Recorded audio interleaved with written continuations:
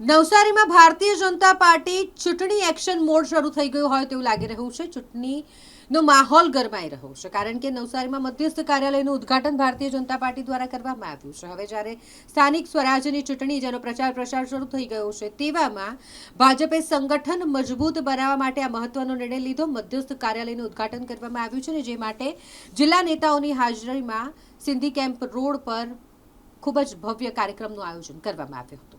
આગામી સ્થાનિક સ્વરાજ્યની ચૂંટણીમાં લઈને આજે નવસારી મહાનગરપાલિકાનું મધ્યસ્થ કાર્યાલયનું વિધિવત ઉદ્ઘાટન કરવામાં આવ્યું છે। એ ઉદ્ઘાટનમાં અમારા વિસ્તારના ધારાસભ્ય શ્રી રાકેશભાઈ દેસાઈ, પૂર્વ ધારાસભ્ય પિયુષભાઈ, ચૂંટણીના ઇન્ચાર્જ અશોકભાઈ, મંત્રીબેન શ્રી શીતલબેન, પાર્ટીના પ્રમુખ શ્રી વિજયભાઈ અને પાર્ટીના અનેક હજારોની સંખ્યામાં કાર્યકર્તાઓની હાજરીમાં આજે વિધિવત ખુલ્લું મૂકવામાં આવ્યું છે।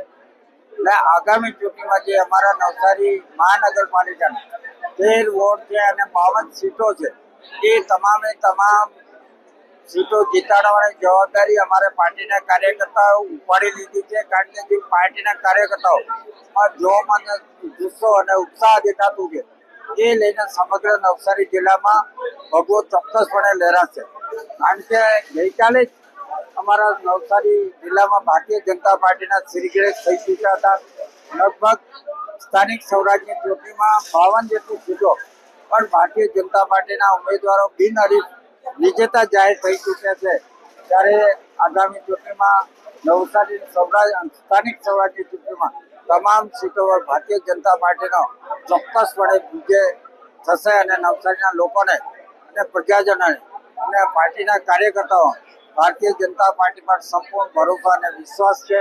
કારણ કે અમારા ભારતીય જનતા પાર્ટીના કાર્યકર્તાઓ હર હંમેશ પ્રજા વચ્ચે રહીને લોકોના સુખ દુઃખમાં સાથે રહીને કામ કરતા હોય છે અને અમારા પાર્ટીના કાર્યકર્તાઓ પણ સેવાકીય માધ્યમ કરવાના ધ્યેય સાથે પાર્ટીમાં જોડાયા છે। ત્યારે એમને સેવા કરવાનો જે મોકો મળ્યો છે, એને લઈને અમને ચોક્કસપણે વિશ્વાસ છે કે તમામ નવસારી જિલ્લામાં ભારતીય જનતા પાર્ટીની સીટો જીતશે અને ભગવો લહેરાશે।